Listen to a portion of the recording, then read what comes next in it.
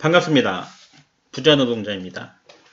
좋아요와 구독 꼭 부탁드려요. 좋아요와 구독을 보면 힘이 솟습니다. 자, 오늘 계속 문제 풀어보도록 하겠습니다. 용접기와 멀리 떨어진 곳에서 용접 전류 또는 전압을 조절할 수 있는 장치를 무엇이라 할까요? 첫 번째 핫스타트 장치, 두 번째 고주파 발생 장치, 세 번째 원격 제어 장치, 네 번째 전격 방지기. 이렇게 되어 있네요. 자, 문제 풀어볼까요? 첫 번째 핫스타트 장치, 두 번째 고주파 발생 장치, 세 번째 원격 제어 장치, 네 번째 전격 방지기. 자, 전격 방지기는 뭘까요? 전격 방지기. 무부하 전압이 보통 70에서 80% 높은 경우가 있잖아요. 그래서 전격을 방지하기 위해서 무부하 전압을 낮추는 장치가 전격 방지기예요. 전기 충격 방지기라 하겠죠, 보통.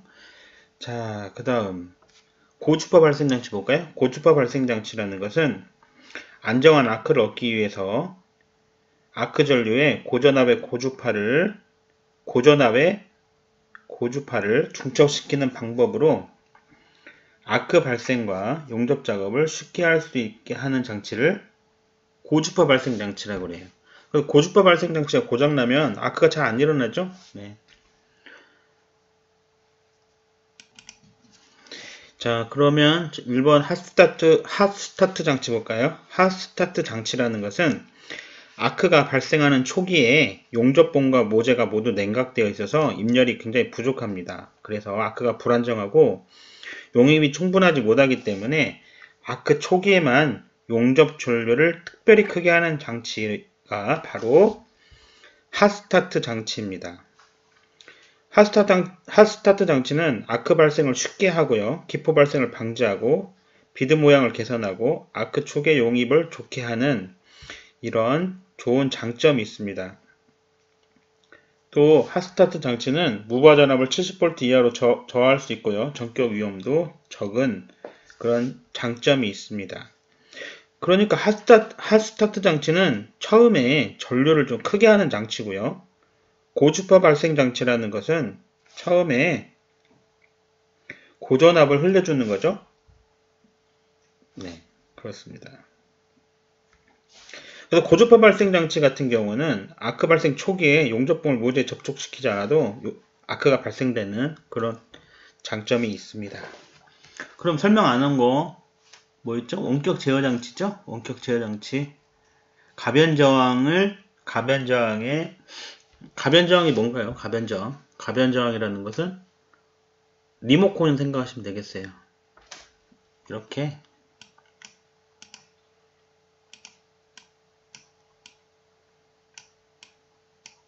다이얼이 있고요. 여기 뭐 이렇게 숫자가 있어요. 얘를 이렇게 예를 들어서 이렇게 돌리면은 전류가 올라가고요. 전류값이 이렇게 돌리면 전류가 내려가고 그래요.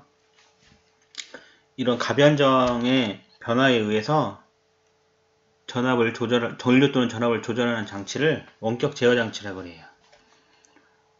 원격 제어 장치. 주로 이게 가포와 리액터형이라고 그랬죠? 교류용접기에서는 가포와 리액터형. 기억나시죠? 가포와 리액터형. 같이 외우셔야죠? 리액터형.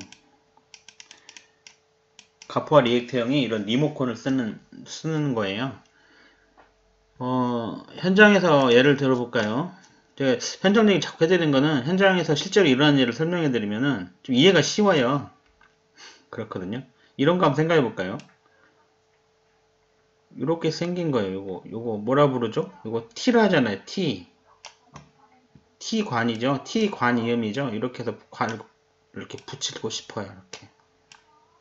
이런 식으로 붙일 수 있잖아요. 그죠? 용접해가지고 이렇게 붙이겠죠? 네, 붙여요. 근데 이 재질이 굉장히 특이한 거라고 생각해 보세요. 이 재질이 굉장히 특이한, 시중에서 팔지 않는 그런 재질이라고 생각해 보세요. 쉽게 구하지 못하는 거. 그런 거는 이렇게 T나 이런 걸 만들기가 쉽지 않아요. 그 구경이 뭐 엄청 큰 경우 있잖아요. 이것이 구경이 굉장히 큰 경우는 이런 T를 시중에서 만들어 팔지도 않고 뭐, 어디서 구해올 때도 없고, 결국은 만들었어야 되는 경우가 많이 있어요. 그러면 이 티를 만들고 싶은데요. 어떻게 하면 될까요? 이렇게 파이프를 이렇게 자르는 거예요. 파이프를 이렇게 잘라요. 이게 무슨 그림인지 이해하시죠? 이렇게 파이프를 잘라요. 잘라서 가접하고, 이렇게, 이런 식으로 가접하고요. 이걸 브릿지라 한다 그랬죠? 이런 식으로 이렇게 하고 다이에다 이렇게 올려놓거든요. 보통 이런 식으로 다이에다 올려놓고요. 여기다가 이제 고인목 놔서 흔들리지 않게 하고요. 사람이 보통 큰 거는 뭐 이렇게 사람이 이렇게 서가지고 이렇게 용접하는데 이런 경우에 보통 이면비드는 틱으로 하는 경우가 많지만 이렇게 특이한 재질은 틱으로 이거를 뭐 이렇게 큰 거를 풀틱을 할 수 없거든요. 풀틱 용접을 할 수 없고 CO2는 당연히 안 되고요. 왜냐면 워낙 결함이 많이 들어가는 데다가 강도도 안 좋아요. 가장 좋은 거는 배웠죠. 저수속의 용접봉 좋잖아요. 그죠? 저수속의 용접봉이나 아니면 허용된 그 용접봉이 도면에 다 써 있어요. 뭘로 용접하라고 되어 있거든요.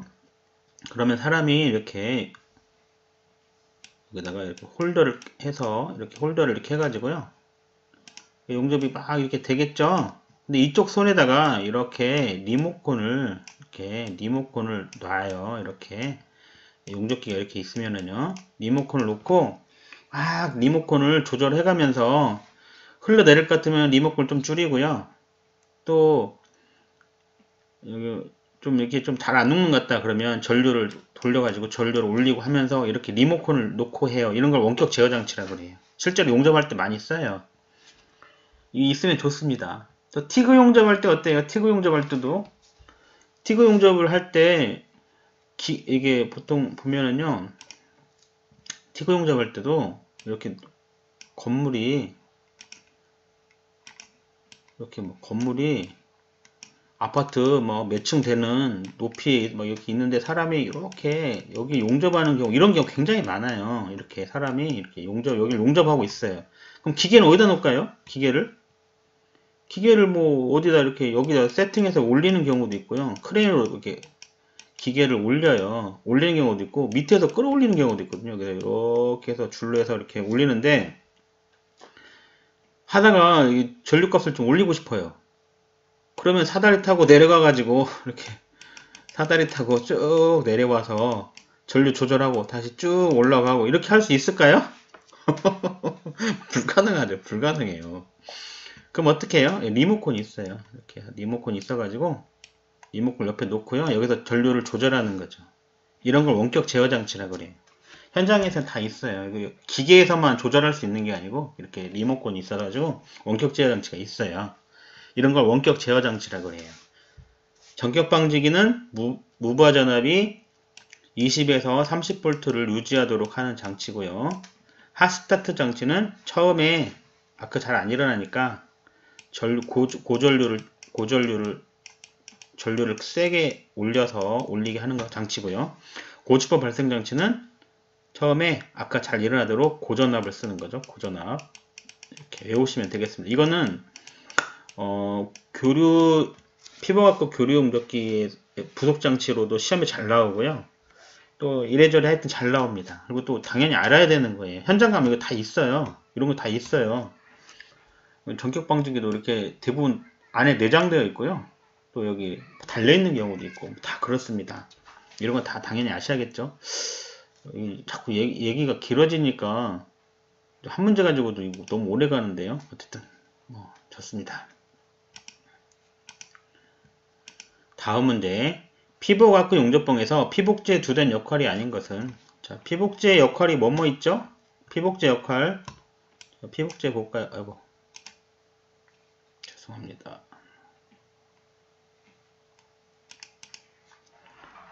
피복제 역할을 볼까요? 피복제 이렇게 심선이 있고요. 여기에 이렇게 피복제가 둘러싸여 있죠? 그러면 이렇게 용적, 센 물이 심선이 녹은 생물방울이 용적이 모재 쪽으로 내려오죠. 모재 쪽으로. 그러면 여기에 이렇게 용착 금속이 쌓이고요. 여기 용융지가 생긴다 그랬죠. 여기서 이제 아크가 발생하죠. 아크가 발생하는데 여기서 가스가 나와가지고 용착 금속을 보호해주고요. 또 슬러그가 생성돼서 용착 금속을 보호합니다. 그래서 피복제 역할을 뭐 있을까요? 첫 번째, 이 피복제에다가 가스 발생제를 넣으면 가스를 발생시켜서 용착 금속과 용접 부위를 보호하는 작용을 하겠죠.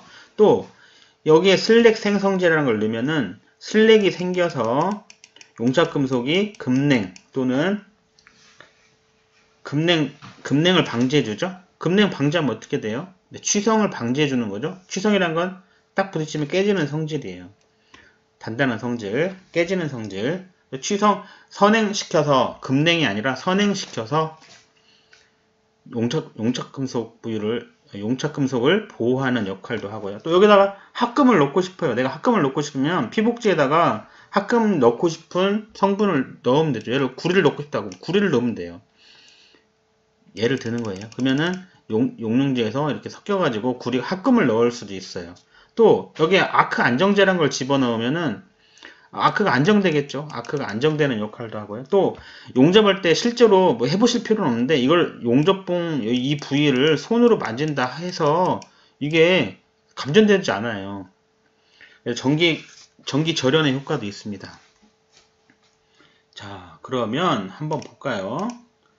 자, 피복 아크 용접봉에서 피복제의 주된 역할이 아닌 것은 1번 스패터의 발생을 적게 하고 용착 금속에 필요한 합금 원소를 촉감시킨다. 맞죠? 두 번째, 용착 금속의 탈산 정련 작용을 하고 용융점이 높고 무거운 점성의 무거운 슬랙을 만든다. 요거 한번 볼까요? 요거. 자, 용착금속인데 죄송합니다. 용착금속의 탈산 정련 작용을 하고 탈산이라는 건 뭐예요? 탈산 산소를 없앤다는 거예요. 탈취제 그럼 뭔가요? 탈취제 그러면 냄새를 없애는 거잖아요. 탈산제 하면 산소를 없애는 거예요. 산소를 없애고 산소가 들어가면은 산화철이 되죠. 산화철이 되면 산화된다고 그러죠. 네. 우리가 알고 있는 그런 철의 성질을 잃어버려요. 그래서 산소가 없어야 되거든요. 정련이라는 것은 예를 들어 볼게요. 용접을 이렇게 하는데 여기 이물질이 여기 용융제 이물질이 있어요. 그 이물질이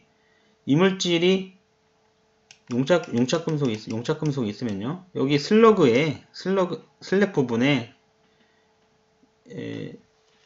쇠는 밀도가 높잖아요. 그러니까 밀도가 낮은 이물질이 이 슬러그에 들러붙는 거예요. 그럼 어떻게 될까요? 얘 떼내면 없어지겠죠? 같이 제거되겠죠? 이렇게 뭔가 그런 걸 정련작용이라고 그래요. 뭔가 깨끗해지는 거, 없어지는 거, 나쁜 것이 없어지는 거. 이거 정련작용이라고 하거든요.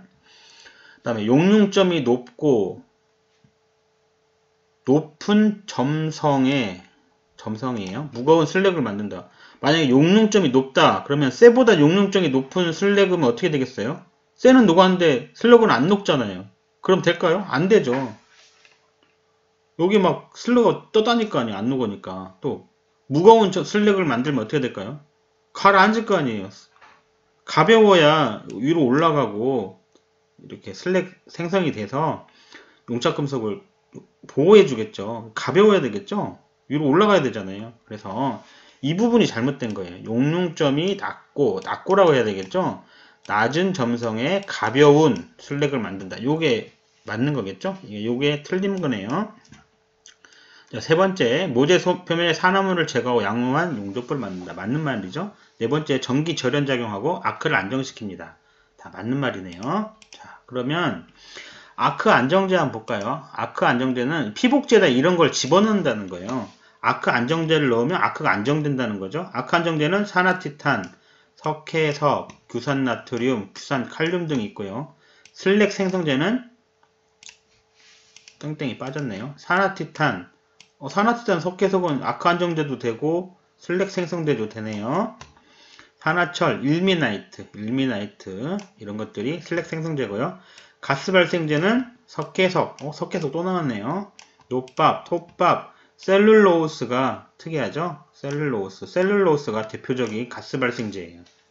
탈산제는 산소를 없애는 것이죠. 탈산제가 시험에 가장 잘 나오거든요. 탈산제, 산소를 없애는 거. 탈산제로 쓸 수 있는 거 뭐 있을까요? SI, 규소, 망간, 오존 처리 목적과 티탄, 그 다음에 알루미늄 이런 것들이 대표적인 탈산제들인데요. 철하고 실리콘이 합쳐져 있는 것을 페로실리콘이라고 하고요. 철하고 망간이 합쳐진 것을 페로망간, 철하고 티탄이 합쳐진 걸 페로티탄, 그 다음에 알루미늄 분말 이런 것들이 다 탈산제입니다. 그래서 탈산제 보면 규소철이라는 거는 규소가 SI잖아요. 규소, 철, 페로실리콘이라고 그래요. 규소철은 페로실리콘, 망간철은요, 페로망간, 그 다음에 알루미늄 이런 것들이 탈산제입니다. 탈산제는 시험에 잘 나오니까 꼭 외우셔야 되고요. 가스 발생제는 셀룰로스 이런 것들이 특이하다는 거 아시면 좋습니다. 가스 절단면의 표준 드래그 길이는 판 두께의 몇 %가 적당할까요? 자, 볼까요? 우리가 이제 절단을 이렇게 가스 절단을 막 할 건데요. 절단을 하면은 이 절단면에 이런 규칙적인 줄이 생겨요. 줄이 생기거든요. 이거를 드래그 라인이라고 합니다. 드래그 라인이라고 그래요. 그러면 드래그 라인과 드래그 라인 사이에 길이 있을 거 아니에요. 이거를 드래그 길이라고 합니다. 드래그 길이라고 그래요. 그러면 여기서까지는 이 모재 여기서까지는 모재 두께죠? 모재 두께. 그래서 모재 두께라고 T라고 하면은요. 표준 드래그 길이는 판 두께에 몇 프로가 적당할까요? 몇 프로가 적당할까요? 이 말이에요. 여기서까지 드래그 길이가 여기서까지 드래그 길이가 모재에 몇 프로가 적당하냐 이거예요. 시험에 잘 나오거든요. 자, 볼까요? 자, 몇 프로예요? 정답은 20%죠? 20%. 이거 시험에 잘 나와요. 자, 20%. 답은 20%예요. 그래서 D는 5분의 T, 5분의 1T 이런 식으로 드래그 길이 D는 5분의 1T 이런 식으로 외우시면 좋습니다. 그래서 판 두께가 10mm라면 드래그 길이는 얼마가 적당할까요? 그러면 답이 뭐예요? 2mm가 되겠죠? 5분의 1이니까 판 두께가 10mm라면 드래그 길이는 얼마가 적당할까요? 그러면 2mm가 되는 거죠. 이런 식으로 문제 푸시면 되겠습니다. 자, 여기부터는 다음 시간에 하도록 하겠습니다. 좋아요, 구독 감사합니다.